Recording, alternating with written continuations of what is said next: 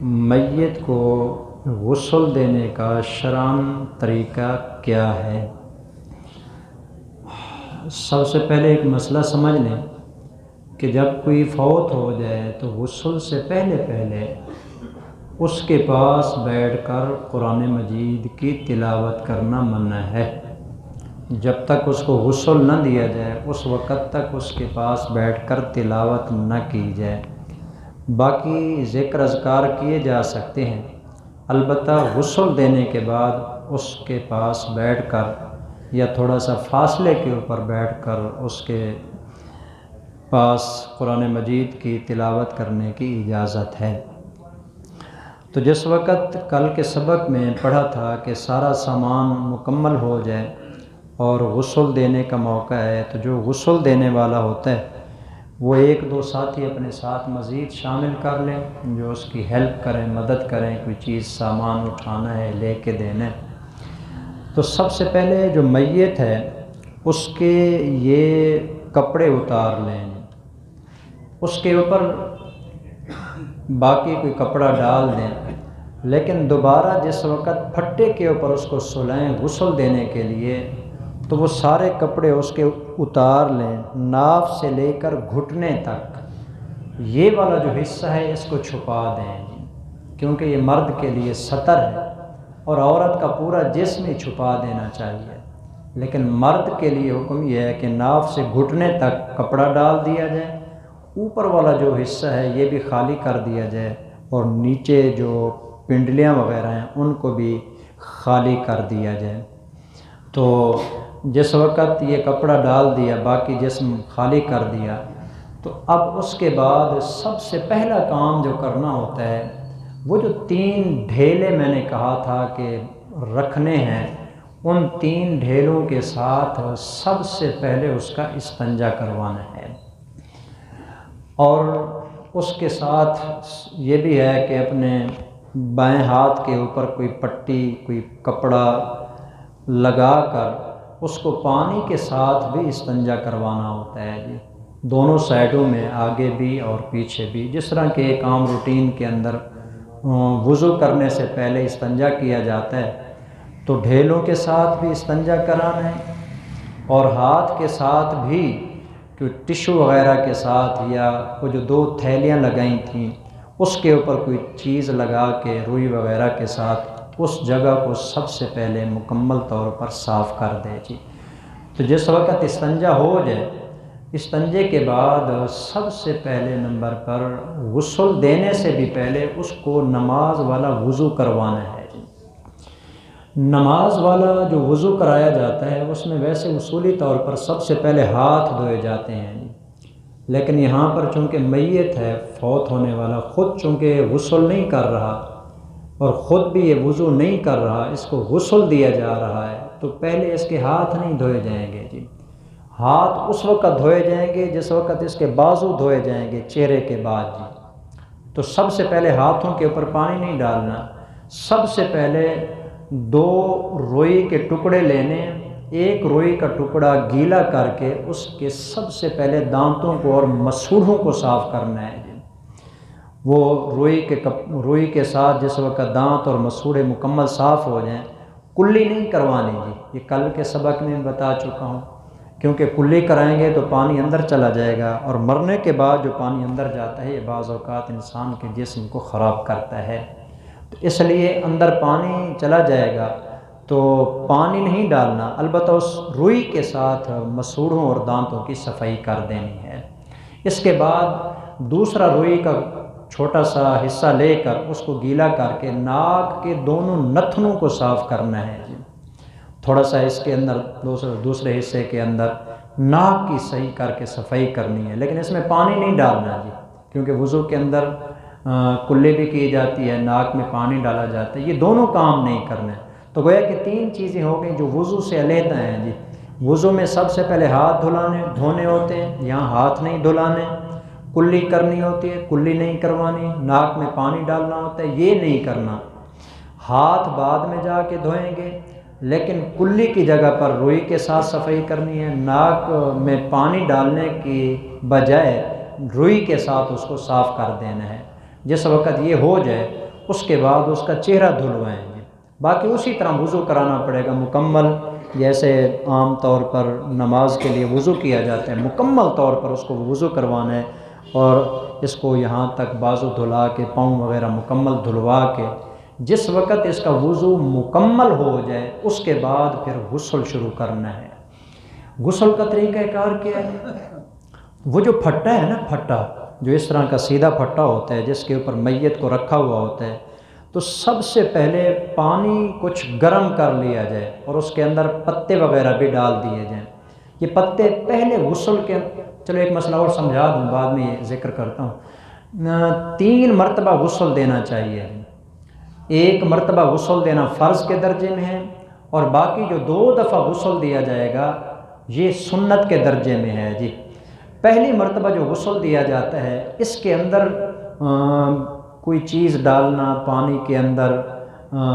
پتے وغیرہ ڈالنا یا کافور ڈالنا، جس طرح کہ کل کے سبق میں گزرا ہے، یہ پہلے میں نہیں کرنا ہے. پہلے کے اندر صرف خالص پانی جو ہے یہ تھوڑا سا نیم گرم کر کے نا اس کو غسل دینا ہے. یہ جو دوسرا غسل ہوگا نا اس کے اندر بیری کے پتے ڈالنے ہیں. لیکن اگر کوئی بندہ پہلے غسل کے اندر ہی روئی وہ پتے ڈال دیتا ہے بیری کے، تو اس میں ذرا صفائی زیادہ ہو جائے گی، تو اس میں بھی کوئی ممانعت نہیں ہے جی. تو اس کے اندر پانی تھوڑا سا نیم گرم کر کے اس کو جو ہے نا غسل دینا ہے. طریقہ یہ ہے کہ سب سے پہلے میت کو یہ جو اس کی بائیں جانب ہوتی ہے نا، بائیں جانب، اس کے اوپر اس کو لٹا دینا ہے. سیدھا نہیں لٹانا غسل دیتے ہوئے، بائیں جانب یہ جو والی ہوتی ہے اس کے اوپر اس کو لٹانا ہے. اور یہ دائیں جانب چونکہ اب اوپر آ جائے گی تو دائیں جانب کے اوپر 3 مرتبہ پانی بہانا ہے. آہستہ آہستہ اس کے اوپر سب سے پہلے سر کے اوپر پانی بہانا ہے، اور سر کے اوپر اور داڑھی کے اوپر جہاں جہاں بال ہوتے ہیں، خطرہ ہوتا ہے گندگی وغیرہ کا، میل کچیل کا، اس کو صابن کے ساتھ دھونا ہے. سر کے اوپر سب سے پہلے پانی ڈالنا ہے، اس کو صاف کر کے صابن کے ساتھ دھونا ہے. اس کی داڑھی ہے تو اس داڑھی کو جو ہے نا صابن کے ساتھ صاف کر کے دھونا ہے. اور اس کے بعد پھر آگے جو ہے نا یعنی اوپر سے نیچے غسل دینا ہے. پانی سر کے اوپر سے ڈال کے پھر پاؤں کی طرف آنا ہے. سر دھویا، اس کے بعد داڑھی کے اوپر آ گئے. اس کے بعد یہ باقی جو اس کا دائیں طرف والا جسم ہوتا ہے یہ آخر تک چلا جائے. تو اوپر والا حصہ جس وقت 3 مرتبہ پانی ڈالے اس کے اوپر، پہلی مرتبہ پانی ڈالا، صفائی کی اس کی، 3 مرتبہ اتنا پانی ڈالا جائے کہ یہ پانی اس کے نیچے والے بائیں جانب والے حصے میں بھی پہنچ جائے جی. تو جس وقت یہ 3 مرتبہ ایک دفعہ مکمل ہو جائے، اب اس کو دائیں کروٹ پہ لٹا دے جی. جس وقت میت دائیں کروٹ پہ آ جائے گی، اب اس کا بائیں حصہ سامنے آ جائے گا جی. تو اس بائیں حصے کے اوپر پھر اسی طرح پانی ڈالنا ہے جس طرح دائیں حصے پر ڈالا تھا جی. سر کے اوپر ڈالنا ہے، پھر اسی طرح کندھے کے اوپر ڈالنا ہے، یہ پاؤں تک نیچے لے جانا ہے. اس کے بعد جو ہے نا 3 مرتبہ یہاں بھی ہو گیا. اتنا پانی ڈالا جائے کم از کم کہ وہ پانی جو ہے وہ اس کے نیچے والے حصے تک چلا جائے جی. یہ پانی بھی چونکہ تھوڑا تھوڑا گرم تھا، میل تھوڑا اترے گا. اس کے ساتھ صابن بھی استعمال کرنا ہے جی، جو آج کل ضرورت کے طور پر عام بھی استعمال کیا جاتا ہے. صابن سے صفائی ذرا صحیح ہوتی ہے. پہلے زمانے میں تو صرف یہی ہوتا تھا کہ بیری کے پتے اس میں ڈال دیے، اسی کے ساتھ مل کے صاف کر دیا جاتا تھا. لیکن آج کل چونکہ ایک آسانی موجود ہے تو دائیں جانب بھی اور بائیں جانب بھی دونوں طرف صابن لگایا جائے، اور خوب صابن لگایا جائے، تھوڑا بہت نہیں، صحیح کر کے صابن لگایا جائے جی. اور صابن لگا کے اس کو پھر بعد میں صاف کیا جائے اور بالکل صاف ستھرا اس کو کر دیا جائے. تو 3 مرتبہ جب پانی بہا دیا تو جو غسل فرض تھا نا وہ ادا ہو گیا ہے. جس کے اوپر کپڑا ڈالا ہوا تھا جی، گھٹنے سے لے کر ناف تک، اس کی صفائی کا خوب اہتمام کرنا ہے جی. اس کے اوپر پانی زیادہ ڈالنا ہے. اور وہ جو اس نے ہاتھ کے اوپر تھیلیاں وغیرہ لگائی ہوئی ہیں، غسل دینے والا اس کو چاہیے کپڑا تھوڑا اوپر کر کے نا اس کے ساتھ ہاتھ کو ذرا ملے جی مکمل. اس کی رانے ہیں یا اس کا باقی جسم ہے، خاص مخصوص قسم کے جو 2 شرم گاہیں ہیں ان کو نہیں، اس کو چھوڑ کر پورے کے پورے جسم کو جو ہے نا ملنا ہے اور صفائی کرنی ہے اس کے. اور وہاں بھی صابن لگانا ہے جی. صابن لگا کے اچھے طریقے سے اس کے اوپر پانی بہا دیا جائے، تو جب پانی ایک دفعہ پورے جسم کے اوپر چلا جائے گا تو اس کے بعد اس کا غسل مکمل ہو جائے گا، تو جو فرض غسل تھا وہ ادا ہو جائے گا۔ کانوں کے اندر بھی انگلی مارے جی، پانی نہ ڈالے کانوں کے اندر، البتہ پانی ڈال کے نا ذرا صاف کرنے کے لیے انگلی اس کے اندر ڈال دے، تاکہ جو ہے نا کوئی جگہ اس کے اندر خالی نہ رہے۔ البتہ کانوں کے اندر تھوڑا سا پانی ڈال کے اس کو تھوڑا سا یوں ترچھا کر دیا جائے، پانی نکل جائے، کیونکہ کان کے اندر پانی نہیں جاتا جی، تو اس لیے ترچھا کریں گے تو پانی جو ہے نا وہ نکل جائے گا۔ تو کانوں کی بھی اس طرح روئی کے ساتھ صفائی کر دے، تو جس طرح عام طور پر کانوں کی صفائی کی جاتی ہے اس کی بھی صفائی ہو جائے، تو جو غسل فرض تھا وہ ایک مرتبہ ادا ہو گیا۔ اسی طریقے سے 3 مرتبہ یہ کرنا ہے جی، ایک مرتبہ یہ ہو گیا، 2 مرتبہ مزید یہ کام کرنا ہے، لیکن دوسری مرتبہ جس وقت غسل دینا ہے تو دوسری مرتبہ غسل دینے کے لیے میت کو اٹھا کے بٹھا دینا ہے۔ جو غسل دینے والا ہے وہ پیچھے آ جائے، اس کی کمر کے اوپر اپنا گھٹنا دے کر اس کو سیدھا کر کے یوں کر کے بٹھا دے جی، اور یہ جو اس کا پیٹ ہے نا، پیٹ، اس کے اوپر پانی بھی ڈالے اور پانی ڈال کے ہاتھ کے ساتھ آہستہ آہستہ اس کو ملے جی، تاکہ اگر کوئی گندگی وغیرہ نکلنی ہے تو وہ نکل جائے اور اس کی جو ہے نا صفائی ہو جائے، لیکن زور سے نہیں ملنا، آہستہ آہستہ اس کو ملنا ہے۔ البتہ اس دوران اگر اس کی کوئی پیشاب پخانہ وغیرہ نکلے محسوس ہوا ہے تو صرف اس جگہ کی صفائی کر دے، دوبارہ استنجا کروانے کی یا دوبارہ غسل کروانے کی ضرورت نہیں ہے۔ استنجا وہی تھا جو ہو گیا، غسل وہی تھا جو ادا ہو گیا ہے، البتہ اس خاص جگہ کو جو ہے نا اگر دھو دے تو اس میں صفائی ستھرائی بھی ہو جائے گی۔ تو اس طرح 3 مرتبہ کرنا ہے۔ البتہ پہلی مرتبہ جو پانی ہے وہ خالص پانی ہونا چاہیے، اس میں بیری کے پتے یا خوشبو کچھ بھی نہیں ہونا چاہیے، اور جو دوسرا ہوتا ہے اس کے اندر بیری کے پتے ہونے چاہیے اور کوئی باقی ایسی چیز جو کیمیکل ہوتا ہے جو ذرا صحیح صفائی کرنے والا ہوتا ہے۔ تیسری مرتبہ جو غسل دیا جائے اس میں کافور استعمال کی جائے گی، یہ خوشبو ہوتی ہے، کل کے سبق میں نے بتایا تھا کہ یہ کافور جو ہے یہ بھی اس کے اندر استعمال کی جائے۔ اس کے فائدے ہوتے ہیں جس کی وجہ سے مردے کا جو جسم ہوتا ہے، موذی جانور پھر اس کے زیادہ قریب جلدی نہیں آتے جی، تو اس طرح جو ہے نا 3 مرتبہ اس کو غسل دے، اور 3 مرتبہ غسل دینے کے بعد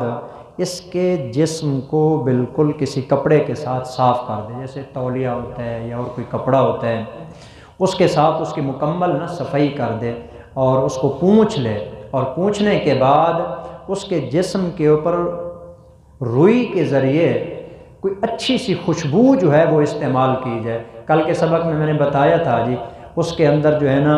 ایک عطر کی شیشی ہونی چاہیے بندے کے پاس، وہ تھوڑی تھوڑی جو ہے نا روئی کے ساتھ لگا کے نا اس کے ان تمام جگہوں پہ لگا دے جو جگہیں سجدے میں استعمال ہوتی ہیں جی۔ خوشبو لگانے کا طریقہ سمجھیں جی، 2 طریقے ہیں، ایک خوشبو لگانی ہے اور ایک اس کے اندر روئی رکھ دینی ہے۔ عام طور پر ناک میں روئی لگا کے، روئی یا کوئی خوشبو لگا کے رکھ دی جاتی ہے، ہونٹوں کے اوپر بھی رکھ دی جاتی ہے، کانوں میں بھی رکھ دی جاتی ہے، ممانعت نہیں ہے، اگر اس کے اندر جو ہے نا کوئی خوشبو وغیرہ لگا کے رکھ دیے رکھ سکتے ہیں تاکہ خوشبو ہے بدبو پیدا نہ ہو جائے، لیکن خوشبو لگانے کا طریقہ یہ ہے جو سجدے میں اعضاء کام آتے ہیں نا ان کے اوپر خوشبو لگانی ہے۔ ماتھا کام آتا ہے اس لیے خوشبو یہاں پر باقاعدہ ملنی ہے، اسی طرح ناک یہ چونکہ استعمال ہوتی ہے سجدے میں، یہاں بھی لگانی ہے، ہاتھ یہ بھی سجدے میں کام آتے ہیں، ان کے اوپر خوشبو لگانی ہے، دونوں گھٹنے اور دونوں پاؤں یہ وہ تمام اعضاء ہیں کہ جو انسان سجدہ کرتا ہے تو یہ زمین پہ آتے ہیں جی، ان کی عزت اور ان کی شرافت باقی اعضاء سے زیادہ ہوتی ہے جی، اس لیے ان تمام اعضاء کے اوپر خوشبو لگانی ہے، اور جس وقت یہ خوشبو لگا دی اور مکمل ہو گئی اس کے بعد میت تقریباً تیار ہے۔ اب اس کے بعد دوسرا مرحلہ یہ ہوتا ہے کہ اس کو کفن پہنانا ہے جی۔ کفن پہنانے کا طریقہ کیا ہے، کتنے کپڑے ہونے چاہیے، یہ اس کا جو حکم ہے وہ آگے آئے گا۔ حدیث جو کئی دن سے ہم پڑھ رہے ہیں نا اس کا ذرا ترجمہ میں آپ کو سنا دیتا ہوں، یہ خواتین کے غسل کے حوالے سے ہے جی۔ ام عطیہ جو مدینہ منورہ کے اندر خواتین کو غسل دیا کرتی تھیں، یہ فرماتی ہیں حضور کی بڑی صاحبزادی حضرت زینب کا انتقال ہوا جی، حضرت ابو العاص کی یہ زوجہ محترمہ ہیں، حضور کی سب سے بڑی بیٹی ہیں، ان کا انتقال ہوا۔ وَنَحْنُ نَغْسِلُ ابْنَتَهُ، ہم رسول اللہ صلی اللہ علیہ وسلم کی اس بیٹی کو غسل دے رہی تھیں، کپڑا ہم نے لٹکایا ہوا تھا اور حضور علیہ السلام فرط محبت کی وجہ سے بالکل اس کپڑے کے پیچھے بیٹھے ہوئے تھے جی، ہمیں باقاعدہ طور پر ہدایات جاری فرما رہے تھے کہ اب یہ کرو، اب یہ کرو۔ چنانچہ آپ نے فرمایا اغسلنہا ثلاثا او خمسا او اکثر من ذالک ان رأیتن ذالک بماء وسدر، آپ نے فرمایا کہ اس کو 3 مرتبہ غسل دو، یا آپ نے فرمایا کہ 5 مرتبہ غسل دو، آپ نے فرمایا کہ اگر مزید تمہیں ضرورت ہو نا 5 سے بھی زیادہ مرتبہ غسل دو۔ اس سے ایک اور مسئلہ سمجھیں جی، یہ جو میں نے کہا نا کہ 3 مرتبہ غسل دینا ہے، یہ 3 مرتبہ غسل دینا سنت تھا، 1 مرتبہ غسل دینا فرض تھا، دوسری 2 مرتبہ سنت تھا جی۔ لیکن اگر میت کوئی ایسی ہے جس کے اوپر میل کچیل جمع ہوا ہے جی، 3 دفعہ سے صفائی نہیں ہوئی، تو پھر اس کو 5 7 9 مرتبہ تاک عدد کو سامنے رکھ کر بھی غسل دیا جا سکتا ہے جی۔ مقصد ہے کہ اس کے جسم کی بالکل صفائی ہو جائے، تو 5 دفعہ بھی ہو جائے تو کوئی بات نہیں۔ یہاں حضور نے فرمایا کہ او خمسن، یا 5 دفعہ، او اکثر من ذالک، یا 5 سے بھی زیادہ مرتبہ غسل دے دو،